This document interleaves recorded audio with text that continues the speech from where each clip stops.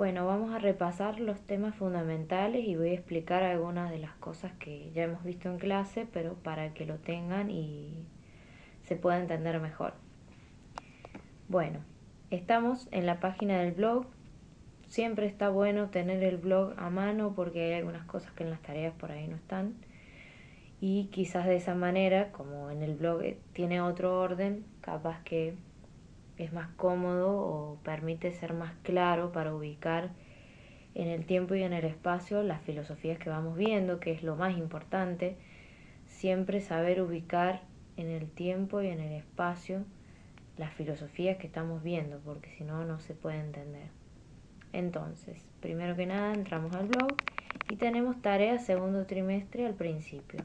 Entramos ahí y en tarea del segundo trimestre, la primera tarea que vamos a tener, y ya acá hay un aviso, dice unidad 3, antigüedad, o sea que seguimos en el periodo antiguo.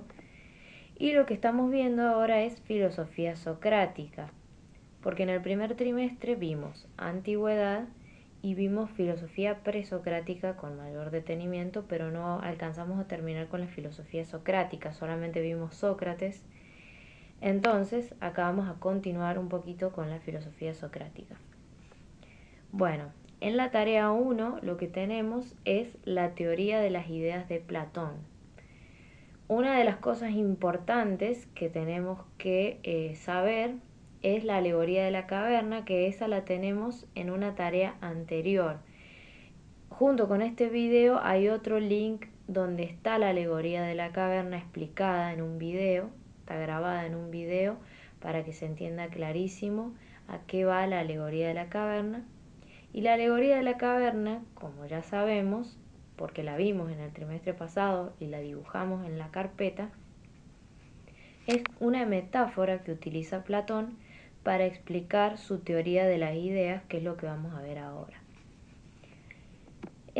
De manera simplificada y muy sencilla, y que eso es lo que hay que saber bien claro, es que para Platón la realidad se divide en dos partes. Tenemos el mundo sensible, y nos referimos por sensible a lo sensorial, no a la sensibilidad emocional, sino a lo que tiene que ver con los 5 sentidos. Entonces, una parte de la realidad es el mundo sensorial o el mundo sensible, y la otra parte de la realidad es el mundo inteligible o mundo de las ideas, que en ese caso no está compuesto en ningún sentido por algo sensorial. Es decir, el mundo sensible es todo lo que se puede ver, oler, tocar, etcétera, o experimentar mediante los 5 sentidos, y el mundo inteligible o mundo de las ideas es el mundo al que no se puede acceder mediante los sentidos, sino mediante la abstracción, es decir, mediante el razonamiento. Entonces, siempre usamos el mismo ejemplo para comparar. El mundo sensorial podrían ser los colores, olores, sabores, y el mundo inteligible pueden ser, por ejemplo, las abstracciones matemáticas, que no tienen forma y no tienen olor, ni sabor, ni color. Teniendo separada la realidad en esas dos, tenemos que tener claro que Platón considera jerárquicamente una superior a la otra. Considera que el mundo sensible es por lejos muy inferior al mundo inteligible. El mundo inteligible es el mundo de la verdad. Recordemos que las filosofías antiguas que hemos visto hasta ahora, las filosofías socráticas y las presocráticas, son filosofías que corresponden al periodo clásico, son clásicas, y las filosofías clásicas están de una u otra manera obsesionadas con la búsqueda de la perfección, de la verdad y de lo absoluto, como tenemos la definición ahí. Lo absoluto tiene que ver con lo universal, con lo no sensorial, es decir, con todo aquello que es de una vez y para siempre, en todo momento y en todo lugar. Por eso siempre coincide lo absoluto con las matemáticas, es decir, Volviendo a la división de la realidad en dos, el mundo sensorial está compuesto por un montón de entes, y usamos la palabra entes para no decir cosas, pero podremos reemplazarlo por cosas. El mundo sensorial está poblado de cosas sensoriales.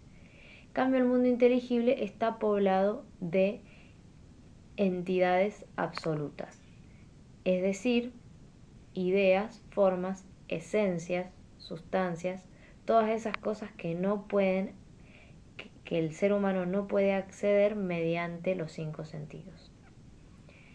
Bien, entonces dijimos también que si bien la realidad se divide en dos para Platón, la realidad suprema es la realidad del mundo inteligible, y esa es la razón de nuestra existencia, es recordar o volver hacia el mundo inteligible. Esa es, digamos, la misión del ser humano en la Tierra. Entonces, la búsqueda de Platón está íntimamente relacionada con lo no sensorial, lo absoluto, es decir, lo eterno. Si ustedes leen con detenimiento el texto, explica esto que dice acá. Y para recordar el tema que lo hemos visto en clase, podríamos mencionar que el ser humano, que posee, para Platón, cuerpo y alma, es decir, posee las dos realidades de sí mismo, digamos, tiene el cuerpo que pertenece al mundo sensorial y el alma que pertenece al mundo inteligible. Y lo que tiene que buscar el ser humano, y que además es lo que lo hace ser un ser humano, es su alma. Es decir, su alma busca constantemente volver a esa otra realidad que no es sensorial, que es la realidad del mundo inteligible. Y eso lo relacionábamos con la alegoría de la caverna, y que estaría muy, muy bueno que la puedan ver y la comprendan, porque eso también forma parte de la prueba. El poder relacionar esa necesidad que tenemos como seres humanos de trascender lo sensorial para alcanzar algo que es que tiene mucha connotación espiritual, pero en este caso no es exclusivamente espiritual, sino vamos a llamarlo absoluto, universal. Eso es la esencia. Entonces, esa es la idea básica de Platón, y sobre ella se fundan todos sus conocimientos y todos sus diálogos. Entonces, ya teniendo claro esto, ya podemos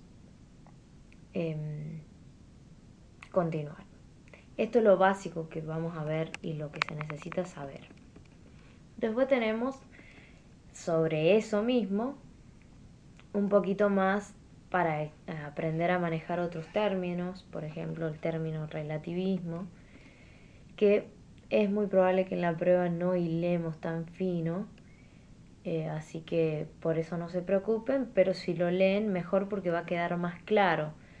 Acá vemos cómo la búsqueda de la verdad para esa época era justamente, para los socráticos, la búsqueda de eso que es universal o absoluto, es decir, el mundo inteligible. La ciencia para los socráticos es la comprensión de lo inteligible, muy diferente a los presocráticos, que ellos creían o querían encontrar un orden en el universo, es decir, su búsqueda estaba más relacionada con lo material.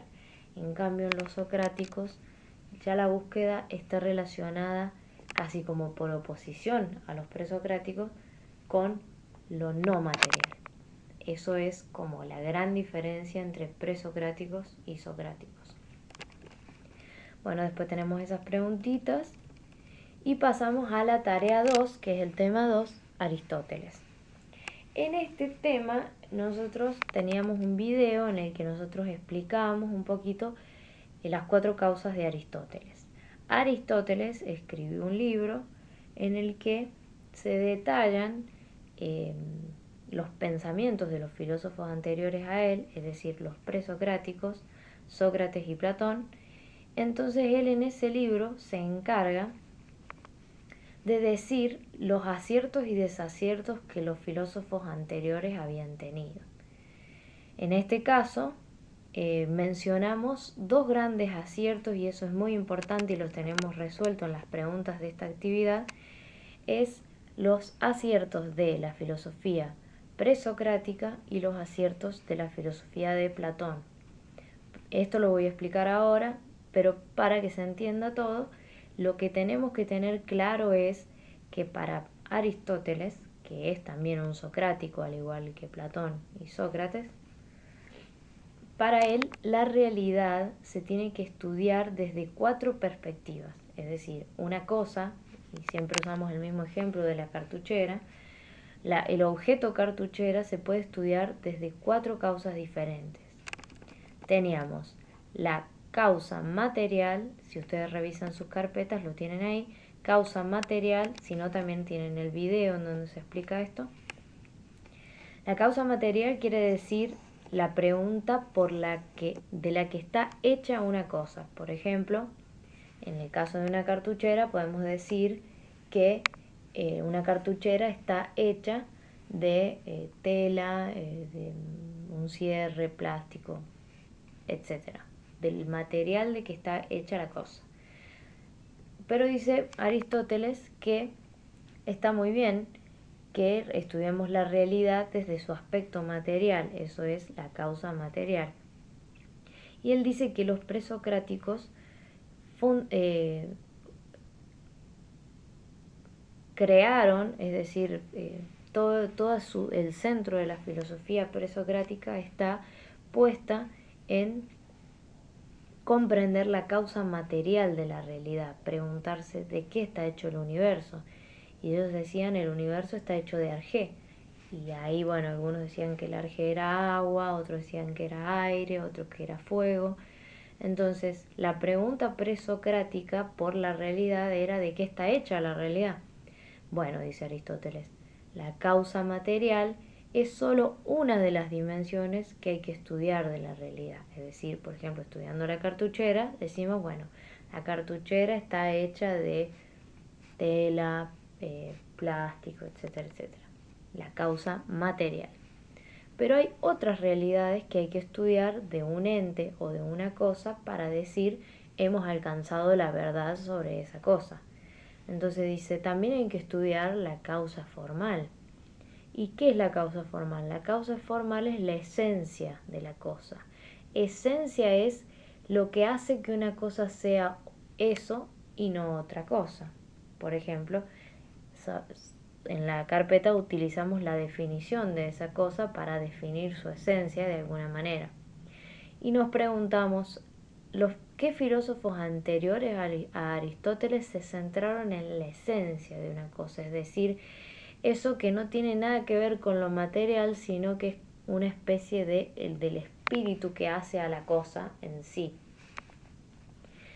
Y bueno, claramente los que estudiaron la esencia fueron Sócrates y Platón, que no se concentraban en estudiar las realidades sensoriales, sino las realidades abstractas, como lo que hace que una cosa sea o cuál es la esencia de una cosa. O, de manera más grotesca pero funcional, podría ser la definición de diccionario de una cosa. Eso sería la causa formal. Entonces, ¿quiénes estudiaron sin saberlo la causa formal de Aristóteles? Platón. Entonces, la realidad de Aristóteles dice, hasta ahora de un objeto podemos estudiar su causa material, de qué está hecho, su causa formal, cuál es la esencia de esa cosa. Pero dice Aristóteles, hay dos dimensiones más de la realidad que los filósofos anteriores no se han dado cuenta que es imprescindible estudiar para alcanzar la verdad de una cosa. ¿Y cuáles son ellos? La causa eficiente y la causa final.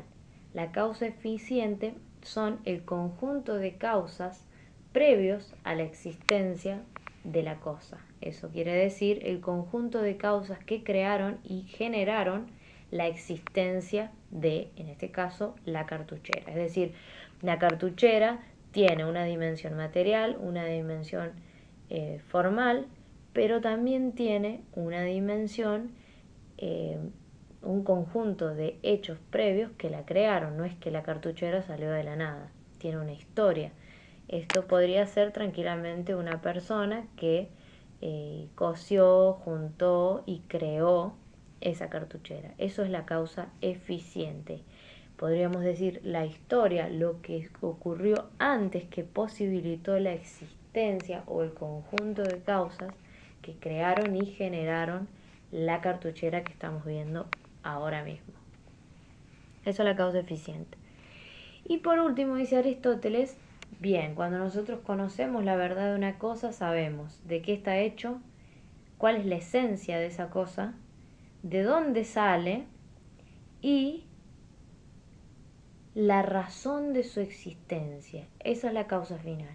Es decir, para Aristóteles nosotros comprendemos la realidad cuando conocemos la razón de la existencia de la realidad. O sea, casi religiosa la pregunta de Aristóteles. Entonces, nosotros reemplazamos esta gran pregunta de la razón de la existencia. Una cosa es decir, creer profundamente que la realidad no puede ser azarosa ni caótica, que eso corresponde siempre como una de las características básicas del pensamiento griego clásico, el creer que la realidad sí o sí es tan ordenada y tan perfecta que nada puede estar por casualidad. Entonces, creer en la causa final, que es la última, la causa final, es suponer que todo está y es para algo, es decir, tiene una razón de su existencia. Nosotros reemplazamos esa pregunta para hacerlo un poquito más fácil por la pregunta ¿para qué sirve? Es mucho más burdo y mucho más moderna esa perspectiva, pero puede funcionar para hacer una práctica de separar las 4 preguntas de Aristóteles.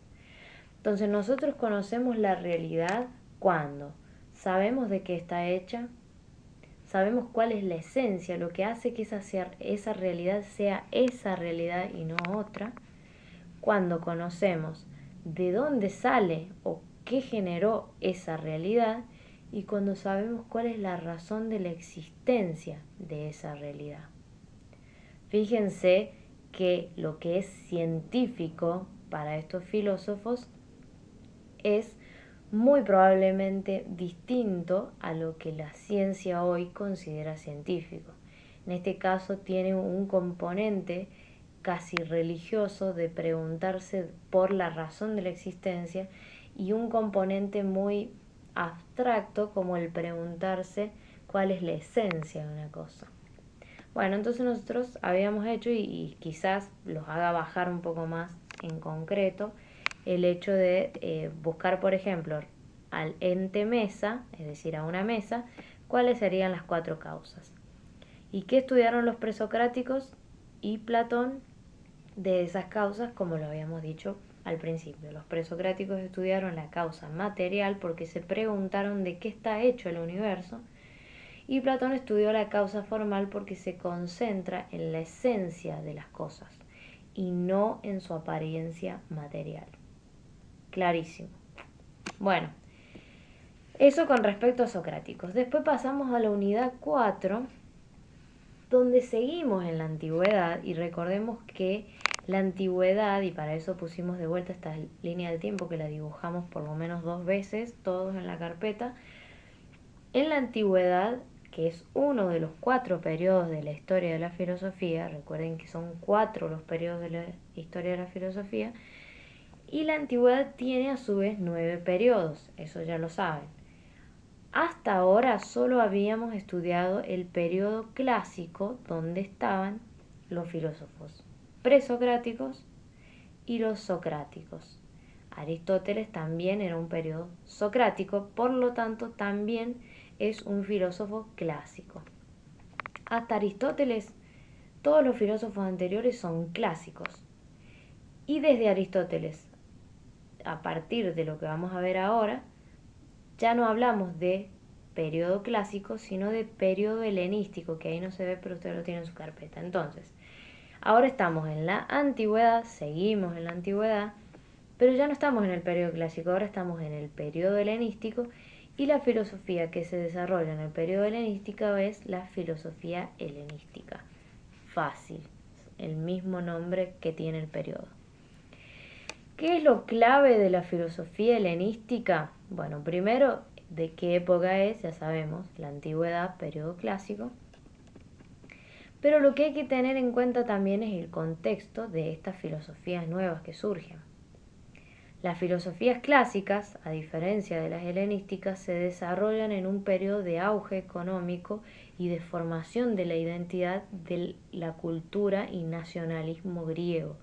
Entonces el griego desarrolla un conjunto de evolución y pensamiento propio, mucha cultura, un montón de cosas propias de la cultura griega, que nosotros no hicimos mucho hincapié en eso, pero sabemos que fue una cultura muy importante en la que sus habitantes tenían una constante búsqueda de la perfección y búsqueda de la verdad. Pero ese contexto, que era muy precioso, emergente y que representa la época dorada de la filosofía griega, llega a su fin porque después, más adelante, Grecia se expande desde Macedonia. Macedonia es una polis griega.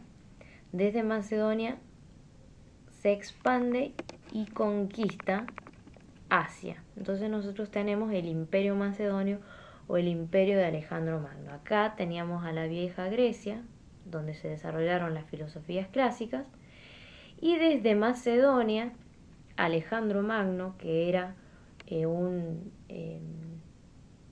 es decir, era un alumno, por decirlo así, Aristóteles era maestro de él,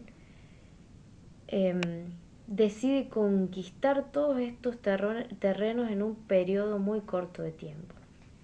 Y así se desarrolla el imperio de Alejandro Magno. Entonces las filosofías helenísticas ya no van a ocurrir en Grecia, van a ocurrir a lo largo de todo el imperio macedonio, el cual funda sus múltiples Alejandrías, porque vamos a ver que hay una Alejandría acá, otra Alejandría por varios lugares, en todo el imperio, llevando al imperio y expandiendo la cultura griega. Pero había algo muy importante que tenía esta cultura griega, esta invasión griega al resto de Asia, y es el hecho de que, si bien todas las invasiones son violentas, ellos no impusieron su lengua, ni tampoco sus pensamientos, ni su religión, ni su cultura a los pueblos conquistados, sino que hubo una un mutuo enriquecimiento de culturas y de lenguas en este periodo de invasión.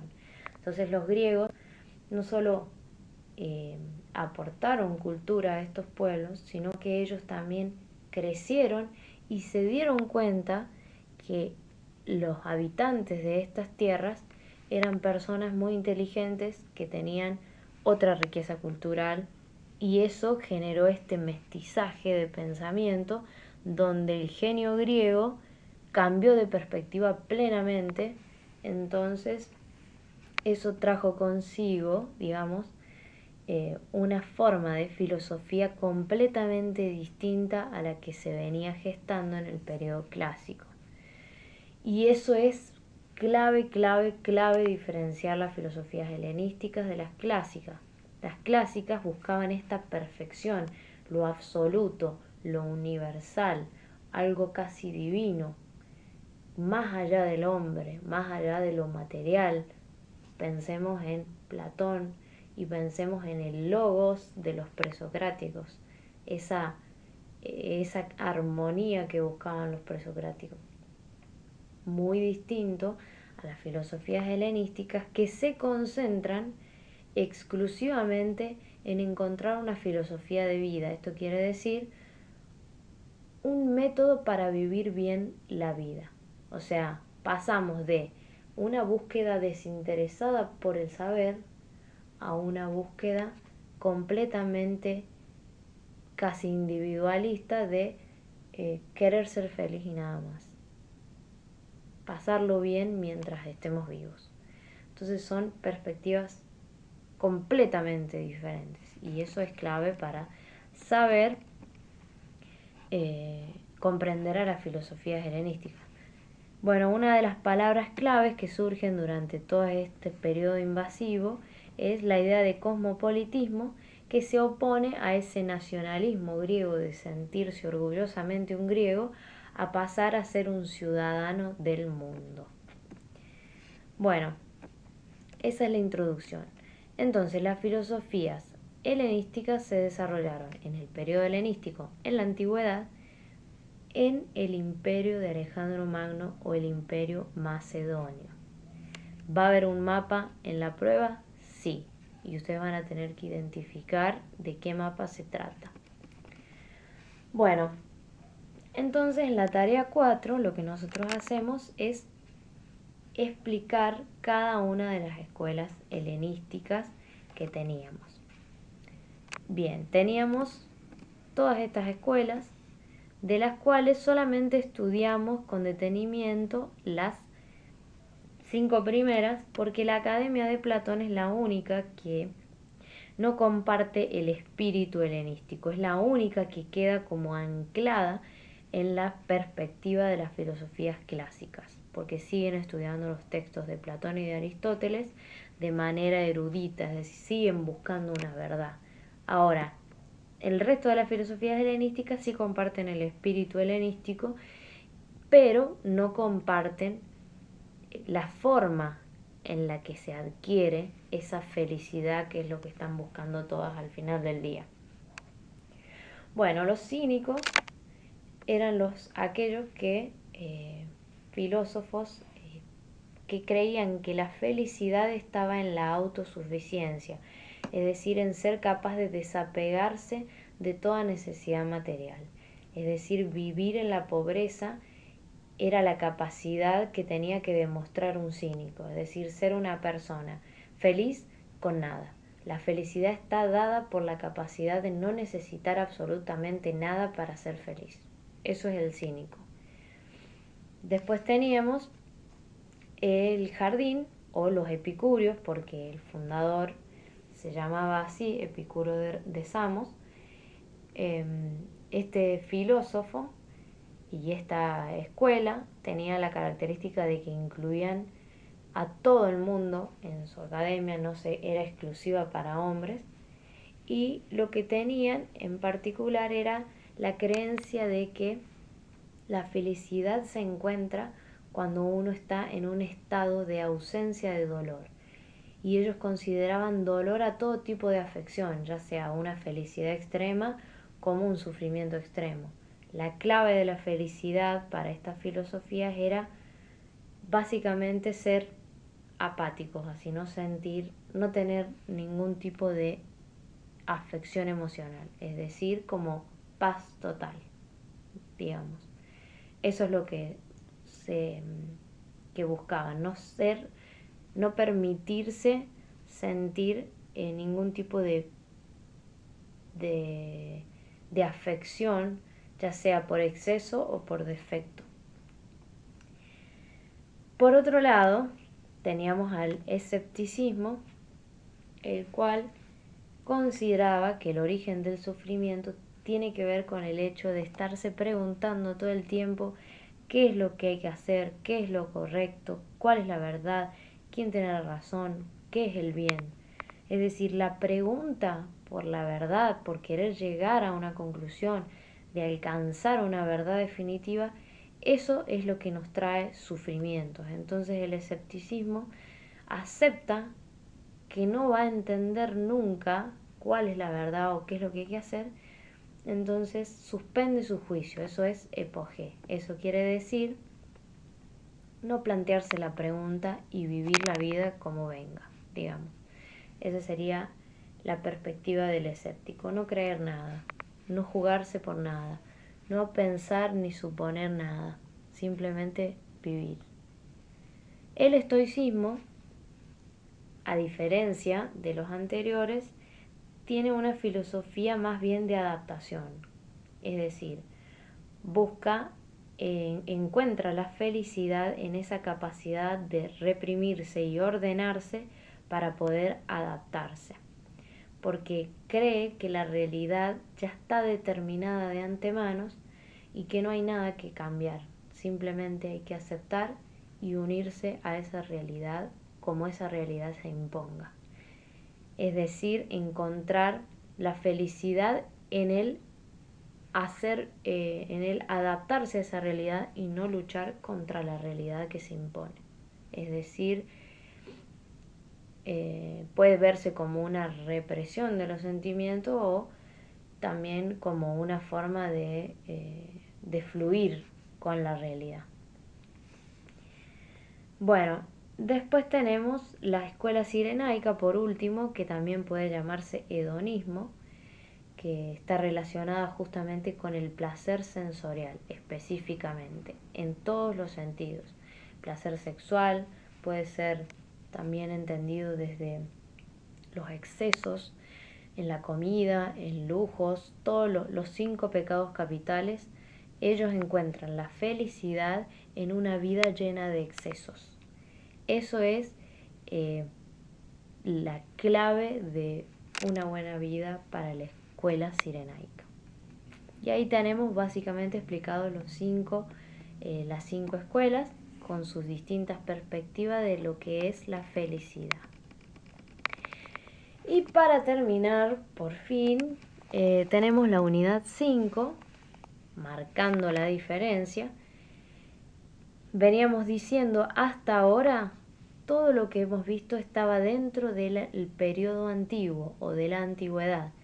Por fin saltamos un periodo y ahora entramos a un nuevo periodo que es la Edad Media, un nuevo periodo de la historia de la filosofía, el segundo periodo, Edad Media. En la Edad Media se desarrolla la filosofía cristiana.